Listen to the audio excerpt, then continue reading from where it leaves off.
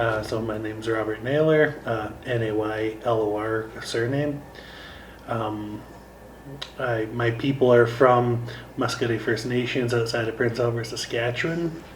I grew up a majority of my life in Wabasca, Demery, Alberta, up in northern Alberta here, and yeah, kind of was all over the place growing up, and come from multiple nations of people, and some of my family members are the people responsible for the Métis settlements in northern Manitoba, even the Spence family and whatnot. So, yeah, I'm the senior counselor here at Poundmaker's Lodge, and I take everything that we do here from an Indigenous perspective, marrying it with First Nations, Métis, a bit of Inuit, and Dene, wherever people are willing to share, and I can learn from them to better support their families. And I've been doing this kind of work now in different capacities for about 15 years. Hi everyone, I'm Brad Cardinal, Bradcardinal. I'm the Executive Director for Poundmaker's Lodge Treatment Centers, and I'm going into my 10th year of service for Poundmakers. I've been here for quite some time. I've worked as a counselor, consultant externally, and now I provide a leadership role to the center and its programs. Our program is a really unique Indigenous-led program with a very strong cultural, spiritual philosophy encompassing the 4 areas: mentally, physically, emotionally, spiritually. And it's a program that is holistically based, but also I think has a blending of Western and traditional models to our processes. And welcome.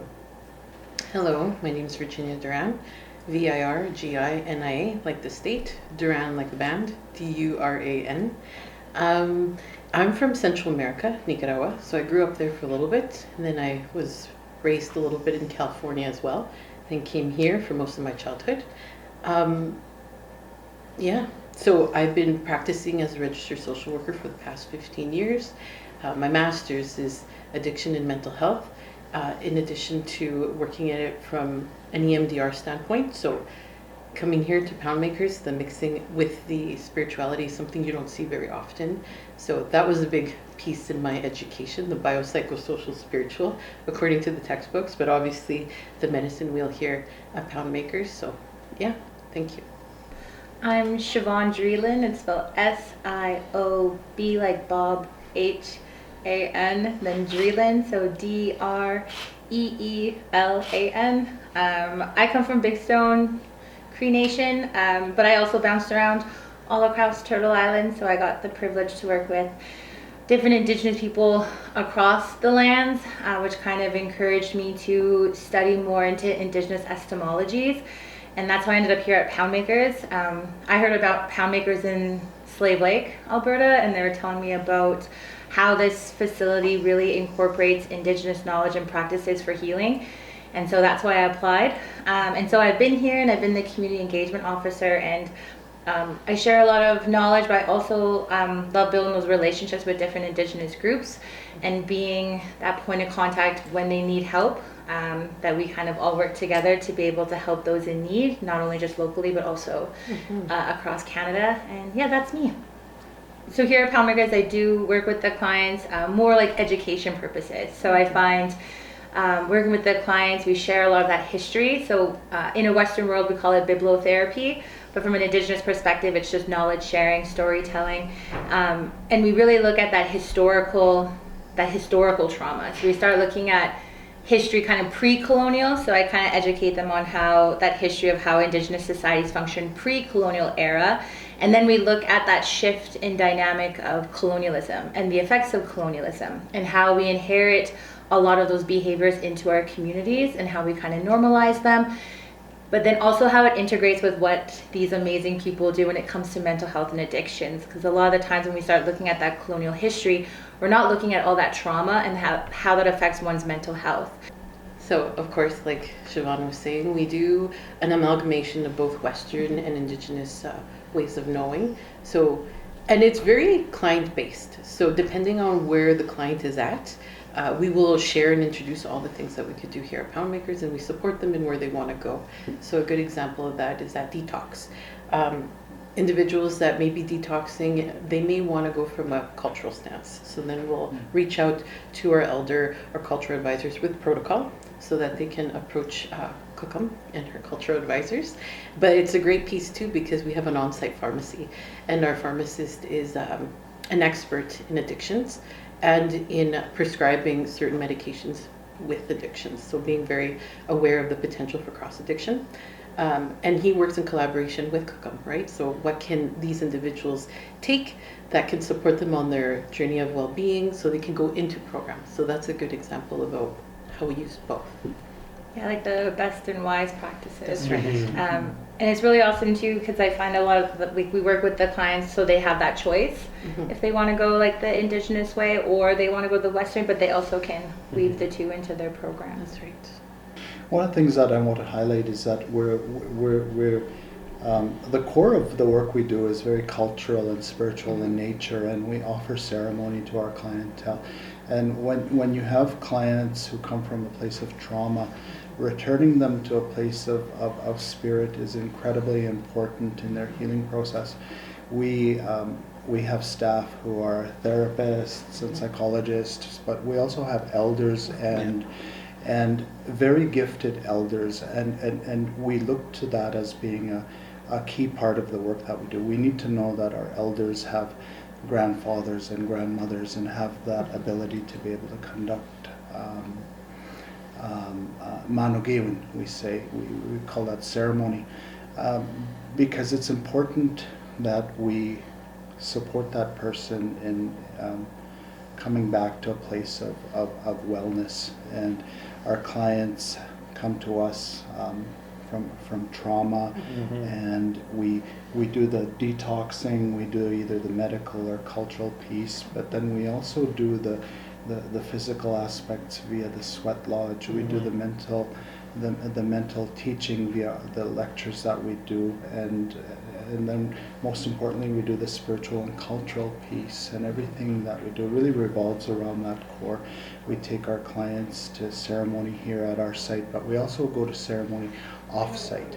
We have a vast network of elders that we work with all across Canada, and so we're able to take our clients anywhere, whether they're Dene, Stony, Cree, etc. And that's out of respect for who they are as an individual, and we want to ensure that we haven't created any cultural confusion for that individual. And so we're very careful about how we do that work, and we let them know that what we're offering to you here in treatment is to support you in creating a cultural, spiritual foundation. We come into treatment spiritually bankrupt, and so it's about recreating that foundation, returning to who we are, and going back to Creator, really going back to Creator. Right, and I think that's it's prevalent with a lot of our staff and a lot of the counselors we do bring in. A lot of us have walked that kind of a journey, that kind of a bit where we have been spiritually, culturally bankrupt, because it's there's a lot of confusion out there with these other kind of elders that just pop up and do stuff, and they confuse our ways, they confuse our knowledges, and they just combine them in an unhealthy way, and then we don't have these ways. These networks that we have with these elders who come to us or we go to them, we know that these are good teachings. Grandfathers tell us in ceremony, and as one of the staff members and a majority of the counseling team goes to ceremonies to support the clients in a holistic way, because then we're not just therapists, we're humans walking that journey with them, right? Our best teachers are our brothers and sisters, not these other professionals. And it just brings it in a holistic way. And we know our elders are teaching us well, they're teaching our profession well. The culture carries from the start all the way through the cycle. They're 42 days, 90, however long they are here for. And it allows us to, well, frankly, myself, it allows, I don't know any other places in Canada where I can have elders come to me instead of going to community and spending hundreds of dollars on my own gas to go and do that. They come here, and I'm gifted in such a powerful way that I can learn from these people, and it influences the way that we do our practice. It influences the way we communicate, even as professionals. There's stuff in the social work textbooks from my clinical practice that would not have prepared me for the kind of work that is done at Poundmakers. And it is, again, it returns to, like Brad said, it returns us back to culture as cure. And it lets us take these people to their communities. It lets us expose them to how they do. We had a client, a former client, return as a professional, and he gifted a dance and a training that we were doing with him, and it was beautiful. And then to hear how many feelers he's got with our other clients and community. When we were up there in the north providing that remote treatment to the Northwest Territories, we couldn't go a day without seeing him, Virginia? Mm-hmm. And it was just, that's how it is, because he walks his talk, and it is inspiring, because when you hear these stories, you see these, it carries back through. You know, your elders are good, they're influencing your clients, they're influencing you, and then you grow. It's a community. It's not just Edmonton, it's not just St. Albert, it's not just Alberta, but I can go anywhere in this nation and say, I walk and work at Poundmakers, and they get what we do, and they get that they know they're culturally safe here. And there's power in that you don't get anywhere else. Mm-hmm. 2023 is our 50th anniversary of service, and when we think back to our starting point, I think our history is very, very clear that it's always been about supporting our people in healing, supporting our people in the gifts that they were given by Creator, and the elders have always told us, take them back to those places. And the elders keep telling us that our story is never finished. Mm-hmm. Our story is never finished, and it's about helping people recreate their story from a place of trauma to the place that they're at now, which is a place of healing and recovery. And it's a beautiful journey. Mm-hmm. I think when we walk with our client, and clients recognize that we walk our talk. It's not just about what I learned as a social worker and clinical practice and so on. It's also about sitting with that client inside of a sweat lodge and allowing them to heal, sitting them in the other lodges and seeing them heal and grow and being a part of that. And in the end, being able to say, I worked with my brother and sister. Mm-hmm. It's a beautiful story. Mm-hmm. Yeah. It's actually interesting that you guys are picking that up. So we are approached by a lot of communities, not just within Alberta. So we work with communities in the Northwest Territories in different capacities. So we're not just a treatment center, we're a healing place. So we extend our services outwards depending on the need of the community. So we've done healing retreats according to the need of that community, mobile treatment,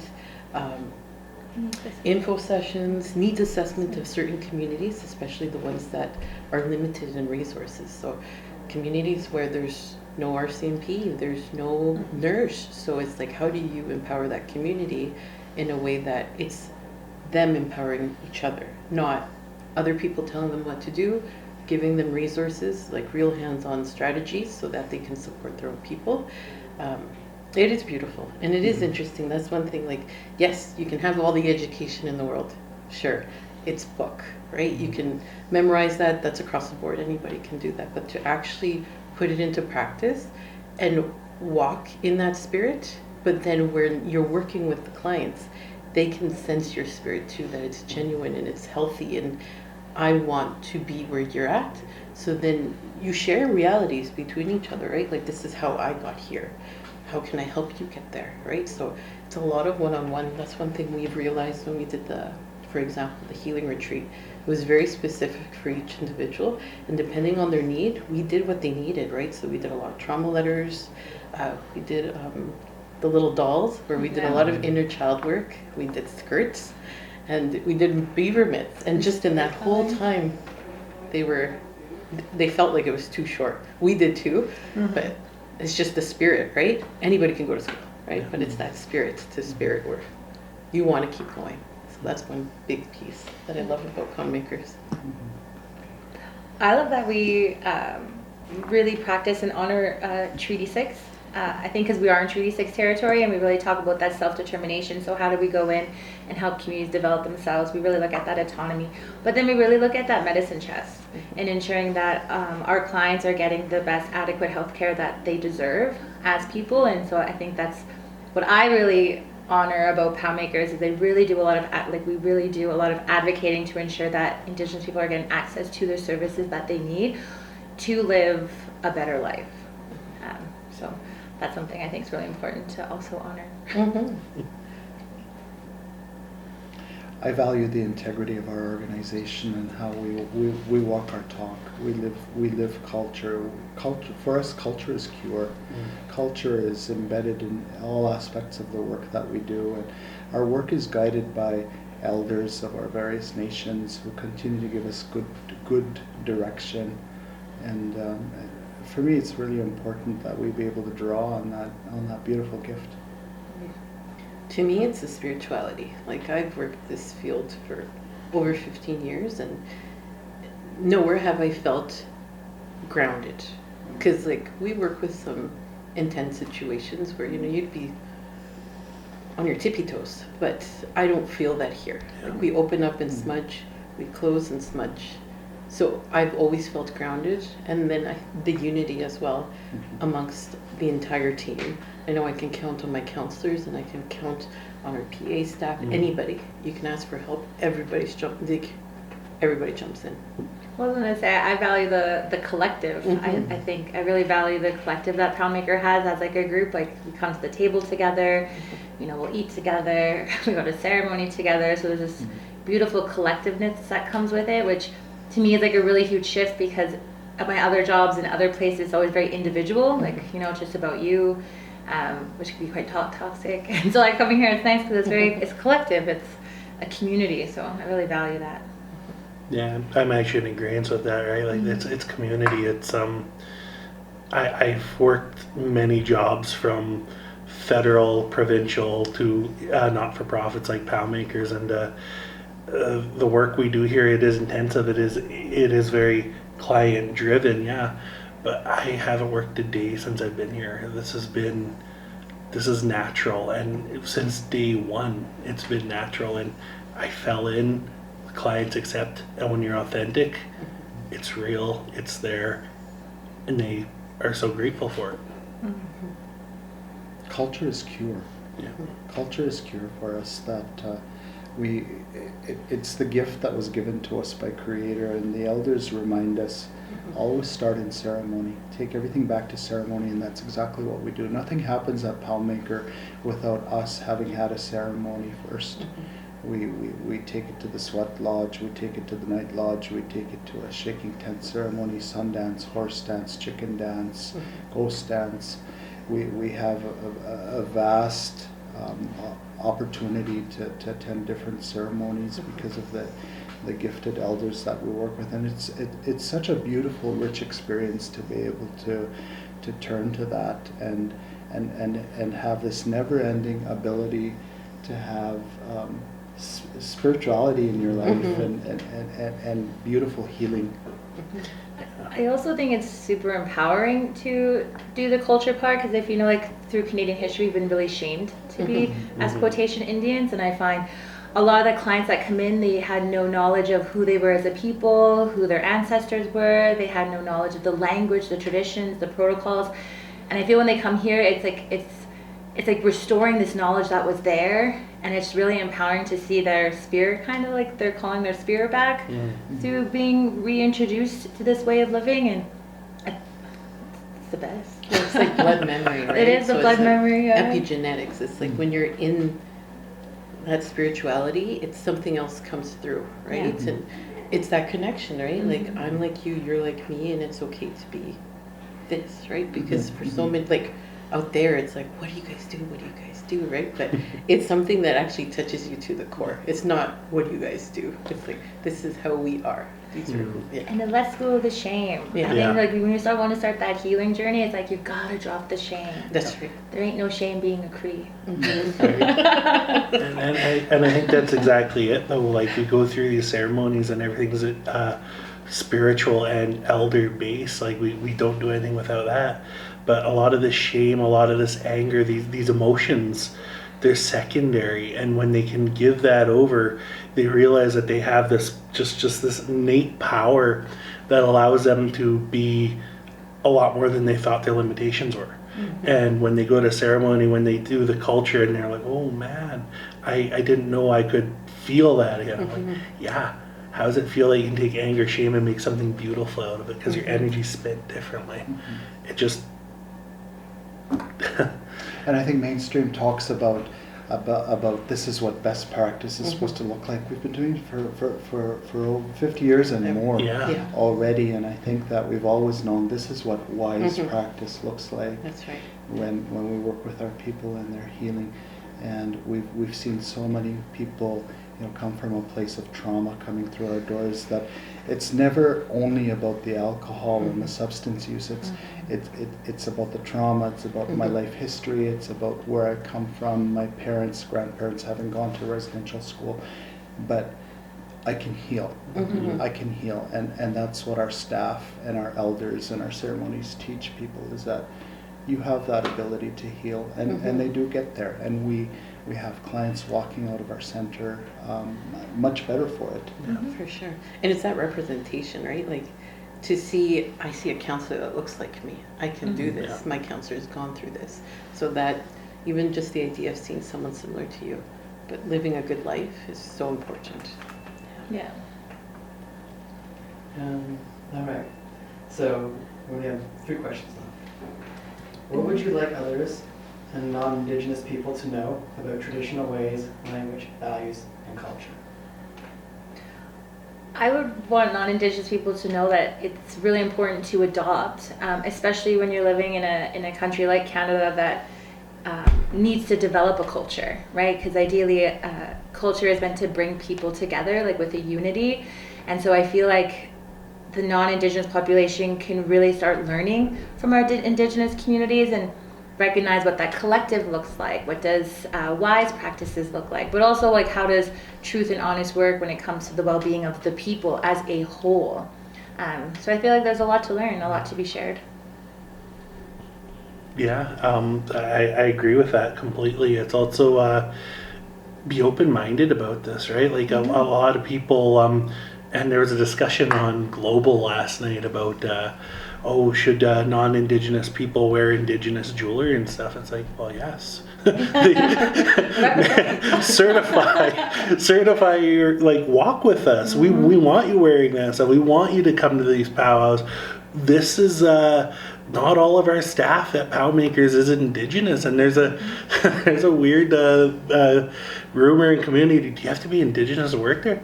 No, you just have to be open-minded and want to sit with us and walk with us. Yeah. Have tea with Kokum, right? Just be very open-minded and know it's welcoming, and we don't say no to people.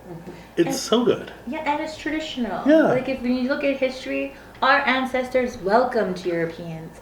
They welcomed them in. Like, we're meant to invite each other in, and we're meant to be neighbors, and we're meant to, like, live by that 2-0 wampum. Like, you know, there's this history that I think a lot of non-Indigenous people can learn from, but then also how to make Canada a better, more inclusive place. I think it's about relationship and engagement and respecting our practices, and that if you're truly committed to being an ally, respect the tobacco, respect our protocols, and and we'll sit with you and we'll engage with you and communicate and create a beautiful relationship that supports the healing of our people.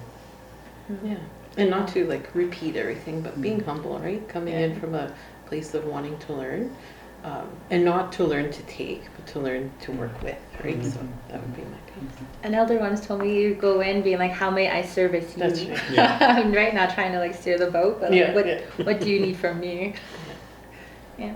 I think that when I think about the work that I do personally to help people heal from addictions and trauma and move to a better place in their lives, it's about my own spiritual connection, my own commitment to Creator, and where do I want to be in the future spiritually, culturally, and where do I want my children to be, my grandchildren, my great grandchildren, and what's the legacy that I want to be able to create for them.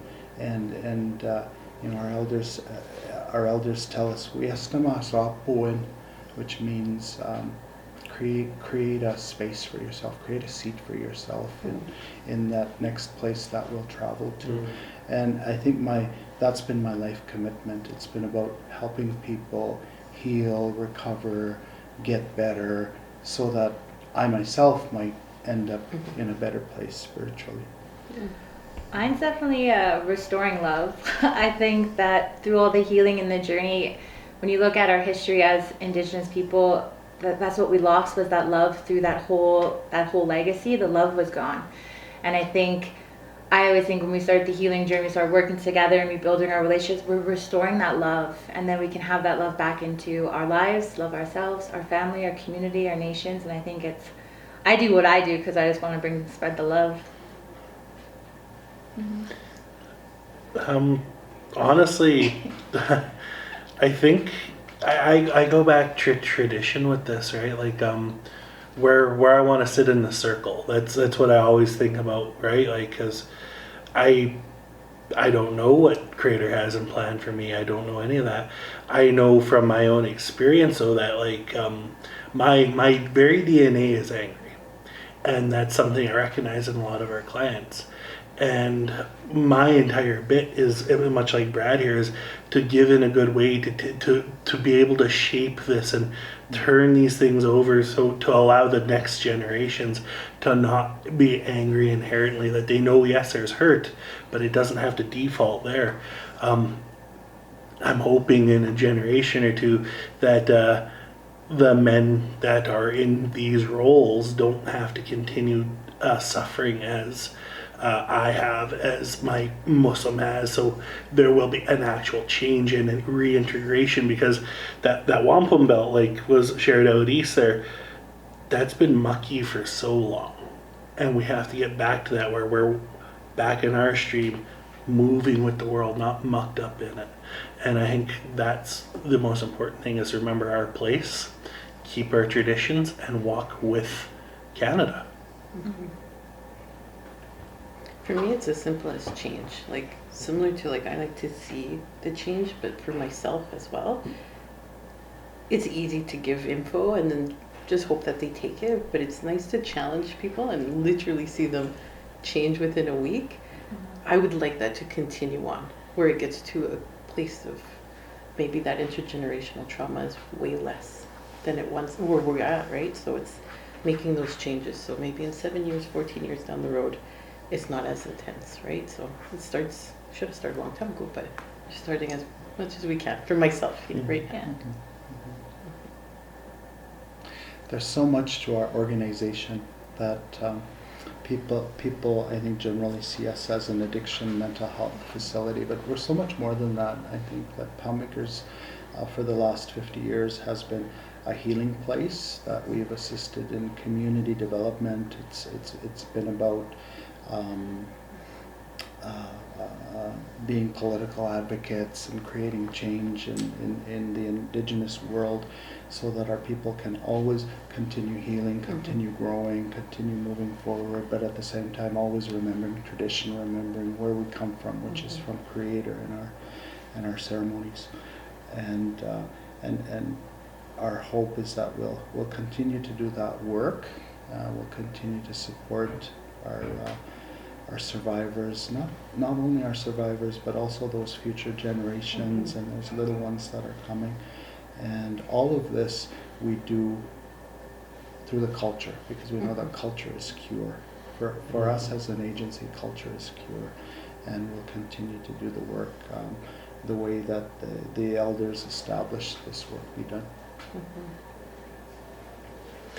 Yeah, I think that's powerful, right? Like I've known about Poundmakers for, oh goodness, I was very young, right? And there was a lot of misinformation around it and what it was about. But as I progressed further, I call this place one of Alberta's best kept secrets, because there's a lot of things that people don't know about us, and then they come here and go, whoa, this is so different than like the other agencies or whatever else that they've gone to in the past, and they're wondering why they're having this awakening. It's because there's light here, there's hope here. It's embedded into the very brick and the very road we come into, and it's just, when we have culture as our focal point and we are open to going to territories and to have other elders come in and all this stuff, we evolve and we continue going. And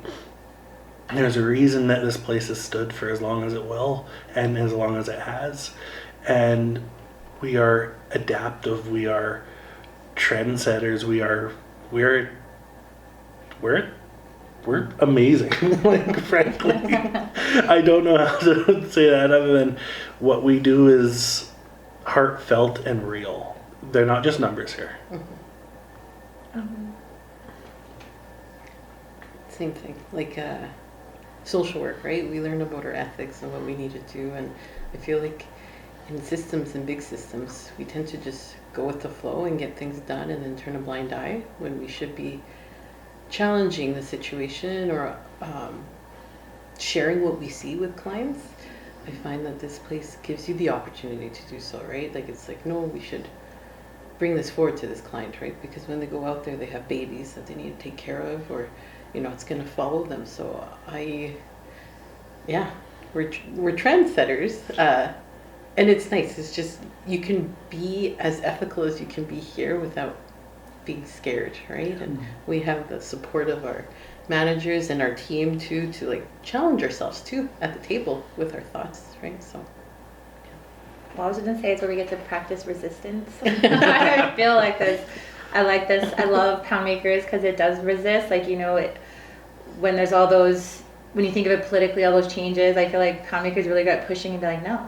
Like, we're going to still continue to do it this way, and we're still going to integrate these things. Even during COVID, we're still going to have our sweats. We're still going to do ceremony, and it's really empowering to see just how resilient we are as a people, but how we also practice that resiliency in the work that we do. So I love it. Yeah.